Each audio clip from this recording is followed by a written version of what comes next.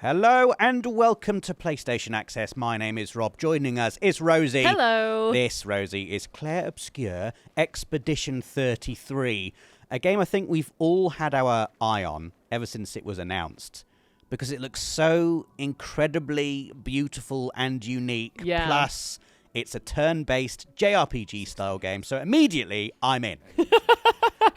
You say as I'm currently wearing my Final Fantasy VI top, I'm like, yes, I'm in as well. I got to see this being played. I went to Kepler's offices. They're the publisher. It's being developed by a studio based in France called Sandful Interactive. The CEO and creative director of the game, Guillaume Broche, was playing the game in front of me and basically talking about all of his inspirations.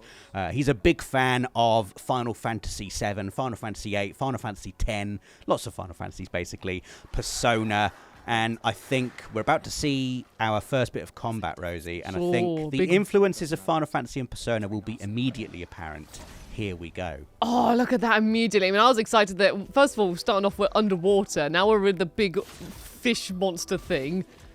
Look at this. Oh. Just like, if you look at the top left there, you can see like the turn-based lineup. I love that. So like the initiative lineup, and it's almost exactly like Final Fantasy X. But then you also get what we're seeing here, button inputs on attacks to perfect your attacks, and also perfectly timed attacks to parry and dodge enemy attacks at the same time. Yes. So Guillaume Broche was name-checking things like Sea of Stars, which I don't know if you played Sea of Stars, Rosie, but I absolutely loved it. And it had a very challenging battle system where you could, if you were good enough, like really reduce the damage from enemy attacks by pressing dodge or pressing block at just the right time. Like a Dragon did it as well, with like the perfect blocks and things like that, and they are vital to your survival, especially later on in the game. So it's got like that perfect mix, I think, between the tactical thrill of a turn-based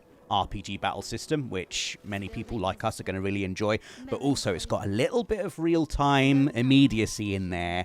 And I was asking them, because Guillaume was really good at the game. Obviously, he's the guy who's made it. And he went through the entire demo without getting hit once. Like, he perfectly parried and dodged every single attack. You'd love to see it. And I was asking him, look, is this...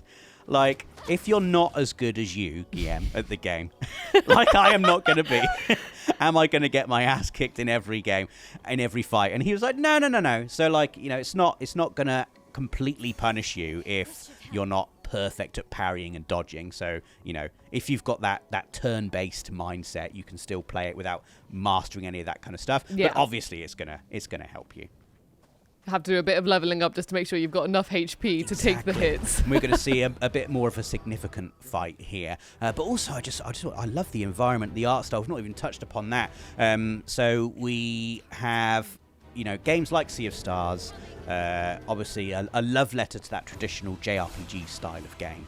But they've got that very specific art style about them, whereas Expedition 33, I think, looks unlike anything I've seen before. It's like inspired by the Belle Epoque art era, like late 19th century France kind of style about it, and I just don't think I've seen anything like it before. And it just we're in this sort of like underwater section here. It looks amazing. It very much to me feels like I mean, I feel like I've been saying this in a few games recently, but it does feel like a painting, but this is more like the actual brush texture of the painting, like all the movements, the action from the enemies and the menu navigation, it all seems to have that brush stroke effect to it, which I really like. Like, you can see it just, look at that, it just looks like it's either a bit of like a brush paint or even a bit of dust or stuff like that, but it's more elegant than dust. And it's got the style of Persona, I would say, with, like you say, like this artistic painterly flourish, and that ties into the story, because I don't know if you know, Rosie, but the story of Expedition 33 is that there is an evil paintress who wakes up every year and paints a number, and everyone of that age just slowly dies and disappears. So the paintress in Expedition 33 has painted the number 33, and she's been doing this for years, and you will encounter on your journey like the remnants and the remains of previous expeditions who've tried to defeat the paintress. So it reminds me a little bit of Final Fantasy X in terms of that cycle of destruction that you get from sin, and your party is trying to break this destructive cycle. Who knows if they will succeed or not? It's such a cool cycle as well. Such a cool concept. It really is. Like the visuals of it and the battle mechanics of it. Immediately, I'm really interested in this game. But just looking at it visually, it feels really mature. Yes. Really unique, unlike anything I've seen before. And I'm so in, Rosie. I mean, it's been a very brief look here at Expedition 33. That's the first time I think we've seen PS5 gameplay. I am super excited about it. Please let us know in the comments what you make of the game, and subscribe to PlayStation Access so you don't miss anything from the world of PlayStation. Thanks for watching. PlayStation